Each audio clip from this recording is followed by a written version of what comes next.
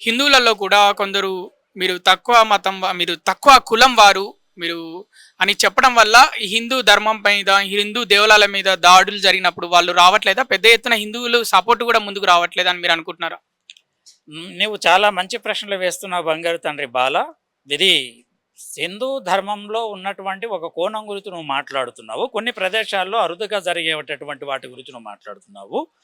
అంతకంటే విశిష్టంగా అద్భుతమైనవి ఎన్నో జరుగుతున్నాయి. ఏపీజే కలాం ఈ దేశానికి రాష్ట్రపతిగా సేవలు అందించారు. కలాంజీ పాకిస్తాన్కి ఒక హిందూ ఎప్పుడైనా రాష్ట్రపతి అయ్యాడా? ప్రధానమంత్రి అయ్యాడా? ఇతర ముస్లిం కంట్రీలో ఎక్కడైనా అయ్యాడా? మనము వారు ఏ జాతి వారైనా సరే మనము మహోన్నత స్థానాన్ని ఇచ్చాము. దళితులైనటువంటి మునులు ఋషులు మహోన్నత స్థానాన్ని ఇచ్చి మనమందరం మొక్కుతున్నాం, ఈ కులాలతో మతాలతో సంబంధం లేకుండా. కాబట్టి ఎక్కడో ఒకటి అరుదుగా జరిగే ఒక చిన్నదాన్ని ఎక్స్పోజ్ చేసి విపరీతంగా ప్రచారం చేసి మొత్తం అన్ని చోట్ల ఇలాగే జరుగుతుందంటూ మాట్లాడుతూ ఉంటారు. సౌందర్యరాజన్ చిలుకూరులో ఉన్నారు ప్రధాన అర్చకుల వారు.